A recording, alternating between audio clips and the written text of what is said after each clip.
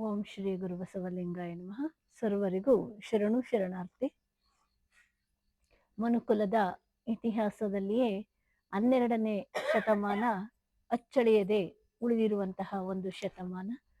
ಆ ಒಂದು 12ನೇ ಶತಮಾನದಲ್ಲಿ ಸೃಷ್ಟಿಕರ್ತನ ಒಂದು ದಿವ್ಯ ಜ್ಯೋತಿಯಾಗಿ ಗುರು ಬಸವಣ್ಣನವರು ಈ ಒಂದು ಧರೆಗೆ ಬರ್ತಾರೆ. ಗುರು ಬಸವಣ್ಣನವರು ನಿಮಗೆಲ್ಲರಿಗೂ ಸಹ ಒಂದು ಜಗತ್ತನ್ನು ನಡೆಸಲು ಈ ಒಂದು ಜೀವನವನ್ನು ಮಾಡುವ ಒಂದು ರೀತಿಯ ವಿಧವನ್ನ ನಮಗೆ ತಿಳಿಸ್ಕೊಡ್ತಾರೆ. ಅದಕ್ಕಾಗಿಯೇ 12 ಪ್ರೊಫೆಸರ್ RK ಶ್ರೀಕಂಠನ್ ಅನ್ನುವ ಒಬ್ಬ ತತ್ವಜ್ಞಾನಿ ಗುರು ಬಸವಣ್ಣನವರ ಸರ್ವಾಂಗ ಪರಿಪೂರ್ಣ ವ್ಯಕ್ತಿತ್ವವನ್ನ ತಿಳಿಸ್ತಾರೆ. ಬಸವಣ್ಣನವರು ಶ್ರೀ ಅರವಿಂದರಂತೆ ಯೋಗಿಗಳು, ರಾಮಕೃಷ್ಣ ಪರಮಹಂಸರಂತೆ ಅನುಭಾವಿಗಳು, ಗಾಂಧೀಜಿಯಂತೆ ಸಮಾಜ ಸುಧಾರಕರು, ಮಹಾವೀರನಂತೆಯೇ ಅಹಿಂಸಾವಾದಿಗಳು, ಬುದ್ಧನಂತೆಯೇ ಮಹಾ ಮಾನವತಾವಾದಿಗಳು, ಕಾರ್ಲ್ ಮಾರ್ಕ್ಸ್ನಂತೆ ಅರ್ಥಶಾಸ್ತ್ರಜ್ಞನು, ಸೃಷ್ಟಿಕರ್ತ ಪರಮಾತ್ಮನ ದಿವ್ಯ ಕೊಡುಗೆ ಗುರು ಬಸವಣ್ಣನವರು ಅಂತ ಹೇಳ್ತಾರೆ. ಅಂದ್ರೆ ಇಂತಹ ಬಸವಣ್ಣನವರು ಈ ಒಂದು ಧರೆಗೆ ಬಂದು ನಿಮಗೆಲ್ಲರಿಗೂ ಸಹ ಒಂದು ದಿವ್ಯ ಜ್ಞಾನವನ್ನ ಬೋಧನೆಯನ್ನ ಮಾಡ್ತಾ ಇದ್ದಾರೆ. ಅಂದ್ರೆ ನೀವೆಲ್ಲರೂ ಗುರು ಬಸವಣ್ಣನವರನ್ನ ಸ್ತ್ರೀ ಕುಲೋದ್ಧಾರಕ ಮಹಾತ್ಮ ಬಸವಣ್ಣ, ದೀನ ದಲಿತೋದ್ಧಾರಕ ಬಸವಣ್ಣ, ಮಹಾಮಾನವತಾವಾದಿ ಬಸವಣ್ಣ, ಮಂತ್ರ ಪುರುಷ ಬಸವಣ್ಣ ಅಂತ ಹೀಗೆಲ್ಲ ನಾವು ಅನೇಕ ವಿಶೇಷಣಗಳಿಂದ ನಾವು ಕರಿತಾ ಇರ್ತೀವಿ. ಆದ್ರೆ 12ನೇ ಶತಮಾನದಲ್ಲಿ ಶಿವಯೋಗಿ ಸಿದ್ದರಾಮೇಶ್ವರರು ಹೇಳ್ತಾರೆ, ಕರುಣಿ ಬಸವ, ಕಾಲಹರ ಬಸವ, ಕರ್ಮಹರ ಬಸವ, ಶಿವಜ್ಞಾನಿ ಬಸವ, ನಿರ್ಮಳ ಬಸವ ನಿಮ್ಮ ಧರ್ಮವಯ್ಯ ಅಂತ ಹೇಳ್ತಾರೆ. ಅಂದ್ರೆ ಗುರು ಬಸವಣ್ಣನವರು ಕೊಟ್ಟಂತಹ ಈ ಒಂದು ಲಿಂಗಾಯತ ಧರ್ಮ ಗುರು ಬಸವಣ್ಣನವರು ಕೊಟ್ಟಿರುವಂಥದ್ದು ಅಂತ ಹೇಳ್ತಾರೆ. ಅಂದ್ರೆ ಈ ಒಂದು ಧರ್ಮದಲ್ಲಿ ನಮಗೆ ಏನು ಅವರು ಯಾವುದರ ಮೂಲಕ ಸಂದೇಶವನ್ನ ಕೊಡ್ತಾರೆ ಅಂದ್ರೆ ವಚನಗಳ ಮೂಲಕ ಸಂದೇಶವನ್ನ ಕೊಡ್ತಾರೆ. ಅಂದ್ರೆ ವಚನಗಳು ಅಂತ ಅಂದ್ರೆ ಹೇಗೆ ಇವೆ ಅಂದ್ರೆ ನಮ್ಮ ವ್ಯಕ್ತಿತ್ವವನ್ನ ನಾವು ಬದಲಾವಣೆಯನ್ನ ಮಾಡಿಕೊಳ್ಳುವಂಥದ್ದು, ನನ್ನನ್ನ ನಾನು ತಿಳಿಯುವಂಥದ್ದು, ನನ್ನನ್ನ ನಾನು ತಿಳಿಯುವಂತಹ ಒಂದು ಸಾಧನೆಯನ್ನ ಮಾಡುವಂತಹ ವಚನಗಳನ್ನ ನಾವು ನೋಡ್ತಾ ಹೋಗ್ತೀವಿ. ಈಗ ಅಣ್ಣವ್ರು ಹೇಳಿದ್ರು, ಒಂದು ಮನೆಯೊಳಗೆ ಮನೆ ಅಡಿಯ ನಿದ್ದಾನೋ ಇಲ್ಲವೋ, ಹೊಸ್ತಿಲಲ್ಲೂ ಹುಲ್ಲು ಹುಟ್ಟಿ ಮನದೊಳಗೆ ರಜ ತುಂಬಿ ಮನೆಯೊಳಗೆ ಮನೆ ಅಡಿಯನಿಲ್ಲ ಅಂತ ಹೇಳ್ತಂದ್ರೆ, ಒಂದು ಮನೆಯನ್ನ ನಾವು ನೋಡಿದಾಗ ಹೊರಗಡೆ ತುಂಬಾ ಧೂಳು ಬಿದ್ದಿತ್ತು, ಕಸ ಬಿದ್ದಿತ್ತು, ಎಲ್ಲ ಬಿದ್ದಿತ್ತು ಅಂದ್ರೆ ಆ ಮನೆಯ ಒಳಗೆ ಮನೆ ಒಡೆಯ ಇಲ್ಲ. ಮನೆಯ ಒಡೆಯ ಇದ್ದಿದ್ರೆ ಮನೆ ಎಲ್ಲ ಸ್ವಚ್ಛವಾಗಿರ್ತಿತ್ತು, ಸುಂದರವಾಗಿ ಕಾಣಿಸ್ತಿತ್ತು ಅಂತ ಹೇಳ್ತೀವಿ. ಹಾಗೆಯೇ ಈ ನಮ್ಮ ಮನಸ್ಸಿನೊಳಗೆ ಮನಸ್ಸಿನ ಒಡೆಯ ಇಲ್ಲದೆ ಇದ್ರೆ ಮನದೊಳಗೆ ವಿಷ ತುಂಬಿ ರಜ ತುಂಬಿ, ಅಂದ್ರೆ ನಮ್ಮ ಮನಸ್ಸಿನಲ್ಲಿ ನಾನಾ ರೀತಿಯ ವಿಷಯಗಳನ್ನ ತುಂಬಿಕೊಳ್ತೀವಿ ನಾವು. ಮತ್ತೆ ಇವೆಲ್ಲವನ್ನ ತುಂಬಿಕೊಂಡು ನಾವು ದ್ವೇಷ, ಅಸೂಯೆ ಇವನ್ನೆಲ್ಲ ಮಾಡ್ತಾ ಇದ್ರೆ ಮನಸ್ಸಿನ ಒಳಗೆ ಮನೆಯೊಡೆಯ ಇಲ್ಲ ಅಂತ ಅರ್ಥ. ಮನಸ್ಸಿನ ಒಳಗಡೆ ನಮ್ಮ ಒಡೆಯ ಪರಮಾತ್ಮ ಇದ್ದಾಗ ನಾವನ್ನೆಲ್ಲ ತುಂಬಿಕೊಳ್ಳೋದನ್ನ ಬಿಡಬೇಕು ಅಂತ ಹೇಳ್ತಾರೆ. ಅಂದ್ರೆ ಮನೆ ಒಡೆಯ ಇದ್ದಾಗ ನನ್ನ ಮನಸ್ಸು ತುಂಬಾ ಸುಂದರವಾಗಿರ್ಬೇಕು. ಅದಕ್ಕೆ ಒಂದ್ ಕಡೆ ಕುವೆಂಪು ಹೇಳ್ತಾರೆ, ದೇಹವಿರದ್ದು ನೀನಿರುವ ಗುಡಿ ಎಂದು ತಿಳಿದು ಗುಡಿಸುವೆನು ದಿನ ದಿನವೂ ಎಲೆ ದೇವನೇ ಅಂತ ಹೇಳ್ತಾರೆ. ಅಂದ್ರೆ ಪರಮಾತ್ಮ ನೀನಿರುವ ಒಂದು ಸ್ಥಳ ಈ ದೇಹ ಅಂತ ತಿಳ್ಕೊಂಡಿದ್ದೀನಿ, ಅದಕ್ಕೆ ದಿನ ದಿನವೂ ನಾನು ಗುಡಿಸ್ತಾ ಇದ್ದೀನಿ, ದಿನ ದಿನವೂ ನಾನು ಸ್ವಚ್ಛವನ್ನ ಮಾಡ್ತಾ ಇದ್ದೀನಿ ಅಂತ ಹೇಳ್ತಾರೆ. ಅಂದ್ರೆ ದಿವಸ ದಿವಸ ನಾವು ಸ್ವಚ್ಛವನ್ನ ಮಾಡ್ಕೋಬೇಕು. ಹೇಗೆ ಈ ದೇಹವನ್ನ ಸ್ವಚ್ಛ ಮಾಡ್ಕೊಳ್ತೀವಿ, ಅದೇ ರೀತಿಯಾಗಿ ನಮ್ಮ ಮನಸ್ಸನ್ನ, ನಮ್ಮ ಆತ್ಮವನ್ನ ನಾವು ಶುದ್ಧಿ ಮಾಡ್ಕೋಬೇಕು. ಆ ಒಂದು ಶುದ್ಧಿ ಮಾಡ್ಕೊಳಕ್ಕೆ ಇರುವಂತಹುದೇ ವಚನಗಳು. ವಚನಗಳು ಈ ಒಂದು ದೈವಿ ಪಥಕ್ಕೆ ನಮ್ಮನ್ನ ಕರೆದುಕೊಂಡು ಹೋಗಲು ಇರುವಂತಹ ದಿವ್ಯ ಸಾಧನಗಳು. ಅದಕ್ಕೆ ನಮ್ಮ ಅಂತರಂಗ ಮತ್ತೆ ಬಹಿರಂಗ ಎರಡೂ ಶುದ್ಧ ಆಗಿರ್ಬೇಕು. ನಮ್ಮ ಆಚಾರ ಮತ್ತೆ ನಮ್ಮ ವಿಚಾರ ಎರಡೂ ಶುದ್ಧ ಆಗ್ಬೇಕು. ಆಚಾರ ಮತ್ತು ವಿಚಾರ ಶುದ್ಧ ಆಗದೆ ನಾವು ದೈವೀ ಪಥಕ್ಕೆ ಹೋಗ್ಲಿಕ್ಕೆ ಸಾಧ್ಯನೇ ಇಲ್ಲ. ಮನೆಯೊಳಗೆ ನಮ್ಮ ಮನಸ್ಸಿನೊಳಗೆ ಮನದೊಡೆಯ ಮಹಾದೇವ ನೆಲೆಸ್ಲಿಕ್ಕೆ ಖಂಡಿತ ಸಾಧ್ಯ ಇಲ್ಲ. ಅದಕ್ಕೆ ನನ್ನ ಮನಸ್ಸನ್ನ ನಾನು ಸ್ವಚ್ಛ ಮಾಡ್ಕೋಬೇಕಪ್ಪ ಅಂತಂದ್ರೆ ಅದಕ್ಕೆ ಜ್ಞಾನವನ್ನ ನಾವು ತಿಳಿಬೇಕು. ಜ್ಞಾನವನ್ನ ತಿಳಿತಾ ತಿಳಿತಾ ಧ್ಯಾನವನ್ನ ಮಾಡ್ಬೇಕು. ಹೆಚ್ಚು ಹೆಚ್ಚಾಗಿ ನಾವು ಯಾವಾಗ ಧ್ಯಾನವನ್ನ ಮಾಡ್ತಾ ಹೋಗ್ತೀವಿ, ಆಗ ನನ್ನ ಅಂತರಂಗದಲ್ಲಿ ತುಂಬಿರ್ತಕ್ಕಂತಹ ಎಲ್ಲ ಕಲ್ಮಶಗಳನ್ನ ನಾವು ಕಳ್ಕೊಳ್ಳಕ್ಕೆ ಸಾಧ್ಯ. ಅದಕ್ಕೆ ಕಲ್ಮಶಗಳನ್ನ ಕಳ್ಕೊಳ್ಳೋಕ್ಕೋಸ್ಕರನೇ ಗುರು ಬಸವಣ್ಣವರು ಒಂದ್ ಕಡೆ ಹೇಳ್ತಾರೆ, ಜ್ಞಾನದ ಬಲದಿಂದ ಅಜ್ಞಾನದ ಕೇಡು ನೋಡಯ್ಯ, ಜ್ಯೋತಿಯ ಬಲದಿಂದ ಸಂಬಂಧದ ಕೇಡು ನೋಡಯ್ಯ, ಸತ್ಯದ ಬಲದಿಂದ ಅಸತ್ಯದ ಕೇಡು ನೋಡಯ್ಯ, ನಮ್ಮ ಕೂಡಲ ಸಂಗನ ಶರಣರ ಅನುಭವದಿಂದ ಎನ್ನ ಭವದ ಕೇಡು ನೋಡಯ್ಯ ಅಂತ ಹೇಳ್ತಾರೆ. ಅಂದ್ರೆ ಈ ಒಂದು ಭವದಿಂದ ನಾನು ಪಾರಾಗ್ಬೇಕು. ನಾವೆಲ್ಲ ಎಷ್ಟೇ ಎಲ್ಲ ಮಾಡಿದ್ರು ಕೊನೆಗೆ ನಮಗೆ ಬೇಕಾಗಿರುವುದು ಏನಪ್ಪಾ ಅಂತಂದ್ರೆ ಮುಕ್ತಿ ಅಂತ ಹೇಳ್ತೀವಿ. ನಾವೇನೆಲ್ಲ ಸಂಪಾದನೆ ಮಾಡಿದ್ರು, ಏನೆಲ್ಲ ಸಾಧನೆಯನ್ನ ಮಾಡಿದ್ರು, ಮುಖ್ಯವಾಗಿ ನಮಗೆ ಬೇಕಾಗಿರ್ತಕ್ಕಂಥದ್ದು ಮುಕ್ತಿ. ಇಂತಹ ಮುಕ್ತಿಯನ್ನ ನಾವು ಪಡಿಬೇಕಪ್ಪ ಅಂತಂದ್ರೆ ಅದಕ್ಕೆ ಜ್ಞಾನವನ್ನ ಬೆಳಗಿಸ್ಕೋಬೇಕು ಅಂತ. ಯಾವಾಗ ನಾವು ಜ್ಞಾನ ಅಂತ ಅಂದಾಗ ಕೇವಲ ಒಂದು ಪುಸ್ತಕದ ಜ್ಞಾನವೇ ಜ್ಞಾನ ಅಲ್ಲ. ತುಂಬಾ ಚೆನ್ನಾಗಿ ನಾವು ಓದ್ತಾ ಇದೀವಿ, ತುಂಬಾ ಚೆನ್ನಾಗಿ ನಾವು ಬರಿತಾ ಇದೀವಿ, ತುಂಬಾ ಚೆನ್ನಾಗಿ ನಾವು ಹೇಳ್ತಾ ಇದೀವಿ ಅಂದ್ರೆ ಇದು ಜ್ಞಾನನ ಅಂದ್ರೆ ಕೇವಲ ಹೇಳಲಿಕ್ಕೆ, ಬರೀಲಿಕ್ಕೆ, ಇರ್ಲಿಕ್ಕೆ ಮಾತ್ರ ಇರುವಂತಹ ಒಂದು ಜ್ಞಾನ ಆಗುತ್ತೆ ಹೊರತು ನಮ್ಮ ಅಂತರಂಗದ ಅರಿವನ್ನ ಜಾಗೃತಿ ಮಾಡ್ಕೋಬೇಕು ಅಂತಂದ್ರೆ ಅದು ಸಾಧ್ಯವಿಲ್ಲ. ಅಂತರಂಗದ ಜಾಗೃತಿಗಾಗಿ ನಾವು ತಿಳಿದುಕೊಳ್ಬೇಕಾಗಿರ್ತಂತಹ ಜ್ಞಾನ ಯಾವ್ದಪ್ಪ ಅಂತಂದ್ರೆ ಅದು ಸುಜ್ಞಾನ ಅಂತ ಹೇಳ್ತೀವಿ. ಇಂತಹ ಸುಜ್ಞಾನವನ್ನ ನಾವು ತಿಳಿದು ಅಳವಡಿಸ್ಕೋಬೇಕು. ಅಳವಡಿಸ್ಕೊಂಡಾಗೆ ಅದಕ್ಕೆ ಒಂದು ದಿವ್ಯತೆ ಬರ್ಲಿಕ್ಕೆ ಸಾಧ್ಯಕ್ಕೆ.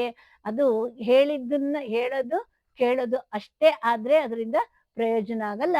ಅಂಥದನ್ನ ನಾವು ತಿಳ್ಕೊಳ್ಬೇಕು. ಅದಕ್ಕೆ ಬಸವಣ್ಣನವರು ಮೊಟ್ಟ ಮೊದಲು ಅವ್ರು ಏನಪ್ಪಾ ಮಾಡಿದ್ರು ಜಗತ್ತಿಗೆ ಬಂದು ಅಂತಂದ್ರೆ ನಮ್ಮಲ್ಲಿರ್ತಕ್ಕಂತಹ ಭಯ, ಭೀತಿ, ಮೂಢನಂಬಿಕೆಗಳನ್ನ ನಮಗೆ ತೊಲಗಿಸ್ತಾರೆ. ಅಂದ್ರೆ ಮೊಟ್ಟ ಮೊದಲು ನಮ್ಮಲ್ಲೆಲ್ಲರಿಗೂ ಭಯ ಅನ್ನೋದು ಇರುತ್ತೆ.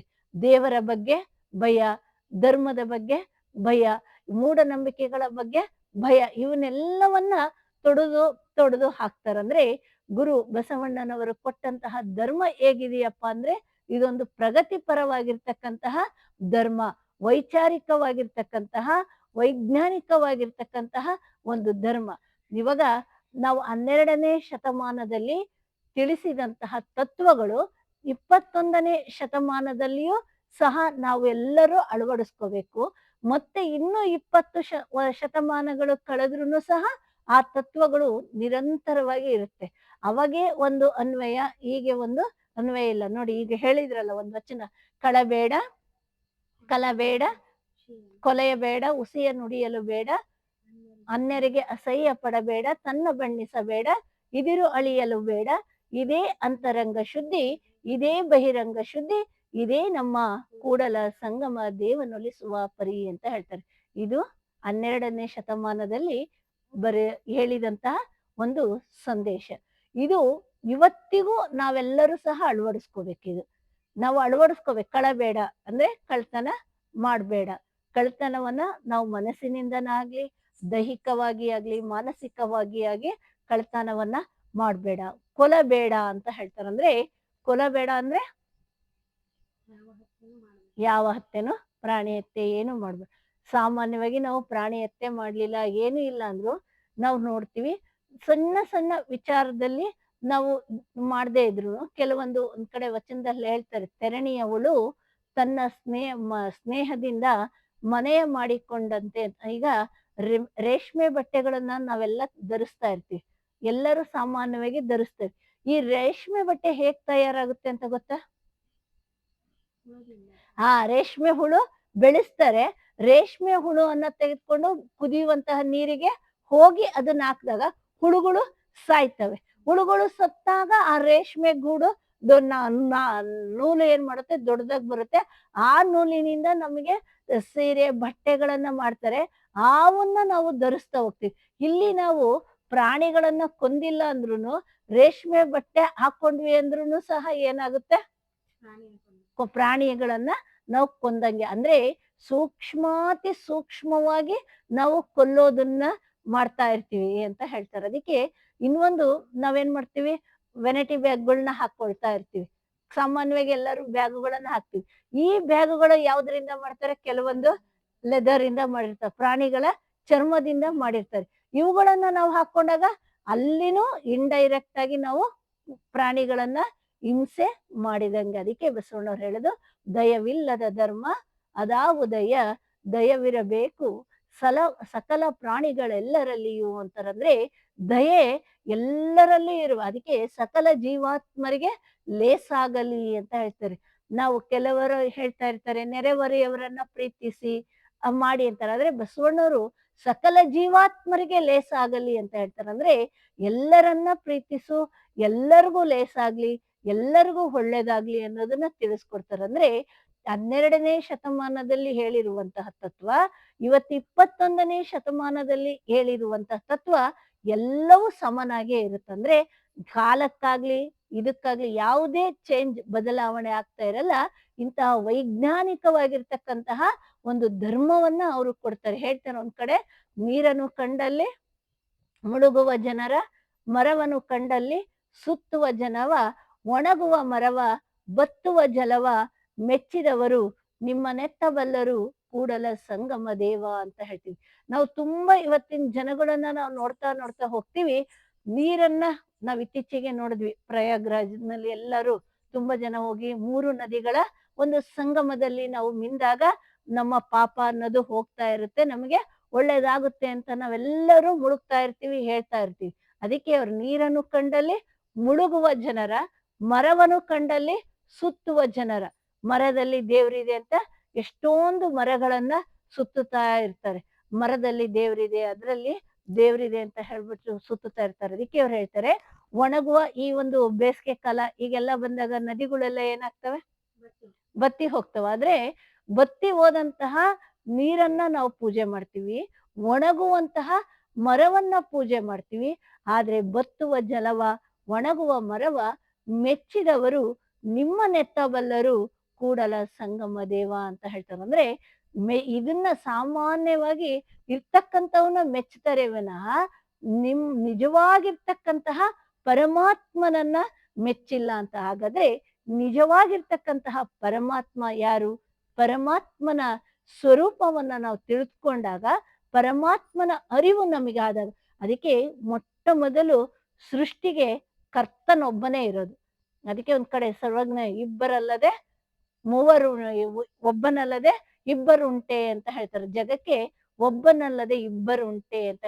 ನಾವು ಸಾಮಾನ್ಯವಾಗಿ ಎಲ್ಲರೂ ಹೇಳ್ತಾ ಇರ್ತೀವಿ, ಎಷ್ಟ್ ಜನ ದೇವ್ರಿದ್ದಾರೆ ಅಂತೀವಿ? ಒಬ್ನೇ ಅಂತ ಹೇಳ್ತಾ ಇರ್ತೀವಿ ಅಲ್ವಾ? ಒಬ್ರೇ ದೇವ್ರು ಅಂತ ಹೇಳ್ತೀವಿ.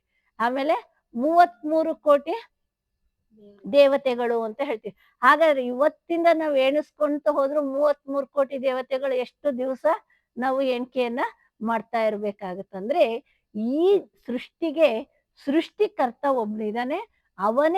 ಅವನಿಗೆ ಶರಣರು ಏನಪ್ಪಾ ಕರೀತಾರೆ ಅಂದ್ರೆ ಇಷ್ಟಲಿಂಗ ಅಂತ ಕರೀತಾರೆ.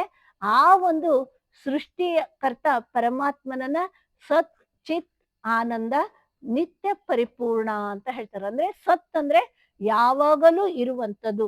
ನಾವಿರ್ಲಿ ಬಿಡ್ಲಿ, ಜಗತ್ತಿರ್ಲಿ ಬಿಡ್ಲಿ, ಯಾವಾಗ್ಲೂ ನಿತ್ಯ ನಿರಂತರವಾಗಿ ಇರುವಂತದ್ದು ಯಾವ್ದಪ್ಪ ಅಂದ್ರೆ ಪರಮಾತ್ಮ ಅಂತ ಹೇಳ್ತೀವಿ. ಚಿತ್ ಅಂತ ಅಂದ್ರೆ ಎಲ್ಲವನ್ನ ಒಳಗೊಂಡಿರುವಂಥದ್ದು. ಈ ಒಂದು ಜಗತ್ತ ಎಲ್ಲ ಯಾರ ಗರ್ಭದಲ್ಲಿದೆ ಅಂದ್ರೆ ಇದು ಪರಮಾತ್ಮನ ಮಹಾಗರ್ಭದಲ್ಲಿ. ನಾವು ಅದಕ್ಕೆ ನಮ್ಮ ಮೂಲ ಯಾವ್ದಪ್ಪ ಅಂತಂದ್ರೆ ಪರಮಾತ್ಮನೇ. ಎಲ್ಲರ ಮೂಲ ಪರಮಾತ್ಮ. ಪರಮಾತ್ಮನಿಂದ ಬಂದಿದೀವಿ, ಪರಮಾತ್ಮನ ಜೊತೆಗೆ ನಾವು ಹೋಗಿ ಸೇರ್ಬೇಕು. ಅಲ್ಲಿಯೇ ಸೇರುವ ತನಕ ಯಾರಿಗೂ ಸಹ ಮುಕ್ತಿ ಅನ್ನೋದು ಇರಲ್ಲ. ಆ ಮುಕ್ತಿ ಅದಕ್ಕೆ ಒಂದ್ ಕಡೆ ಹೇಳ್ತಾರೆ ಅಕ್ಕ ಮಹಾದೇವಿ ತಾಯಿಯವರು, 84 ಲಕ್ಷ ಯೋನಿಯೊಳಗೆ ಬಂದೆನವ್ವ ಬಾರದ ಭವಂಗಳ ಉಂಡೆ ನವ್ವ ಅಂತ ಹೇಳ್ತಾರಂದ್ರೆ ಎಷ್ಟೋ ಜನ್ಮಗಳಿಂದ ನಾವು 84 ಲಕ್ಷ ಯೋನಿಯೊಳಗೆ ಬಂದಿವಂತೆ.